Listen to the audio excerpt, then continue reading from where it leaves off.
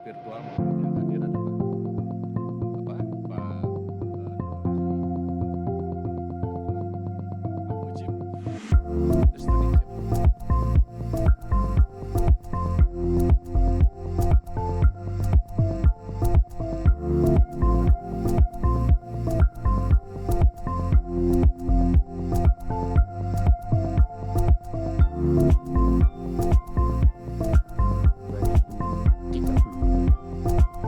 Pada saat ini, pada hari ini 2032 dari jumlah Tokoh-tokoh yang luar biasa Bapak Ibu sekalian.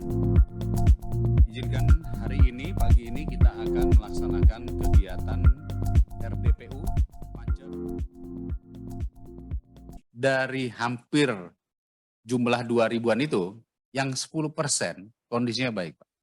Yang 90% boleh dikatakan kurang sehat dan kesulitan dalam operasionalnya. Jadi pada laporan Panja Standar Nasional Pendidikan Tinggi Komisi 10 DPR RI, Kemendikbudristek menyebutkan bahwa dari 3.128 PTS lebih rupanya 3.000 ya. Di bawah pembinaannya 14% diantaranya dikategorikan kurang sehat atau sulit operasional hingga tahun 2019.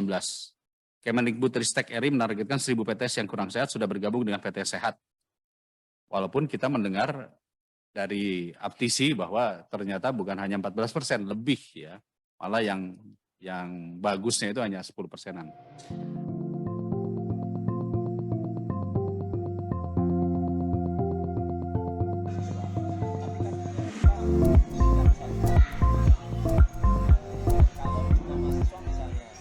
Memang kalau di ketentuan pemerintah itu ada dua hal besar ya.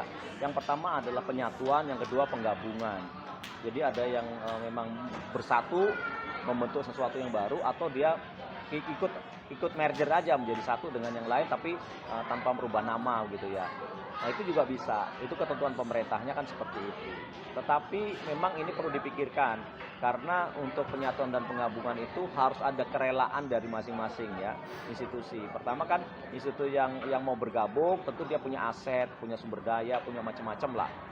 Nah itu bagaimana nanti dia menggabung dengan sesuatu yang baru. Nah kalau itu tidak dipersiapkan dengan baik, itu bisa terjadi konflik di kemudian hari. Sehingga status ini harus betul-betul clear waktu menggabung atau menyatukan ini mau apa. Apakah betul-betul ini kerjasama, apakah ini nanti dalam tanda kutip itu dijual gitu ya, atau diserahkan betul atau dihibahkan. Nah itu tentu harus dibicarakan secara lebih teknis, karena ini menyangkut nanti konflik di kemudian hari.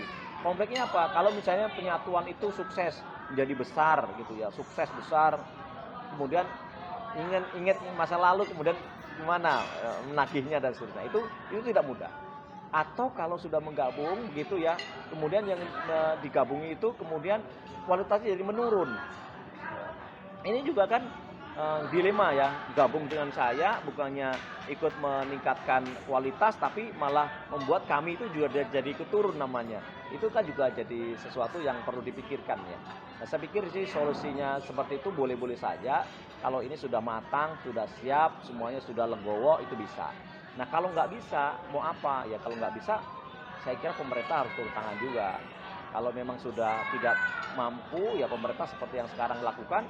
Ada juga yang sudah langsung ditutup ya, kalau memang tidak ada operasional dan seterusnya, pemerintah juga bisa seperti itu. Jadi penjaminan mutu oleh pemerintah melalui sistem-sistem yang ada memang harus kuat, sehingga perguruan tinggi itu juga punya kepedulian untuk akhirnya mengambil keputusan seperti apa. Jadi tidak boleh egois ya, karena yang dirugikan pasti mahasiswa kalau sudah kualitasnya tidak bagus, operasional tidak jalan bagus, sistemnya tidak oke, akreditasinya tidak ada.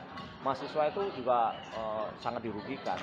Tapi sisi lain nih, memang perguruan tinggi juga dibutuhkan, karena mahasiswa itu kan harus punya pilihan untuk sekolah juga sesuai dengan kemampuannya secara ekonomi, kemampuan intelektualitasnya, aksesnya.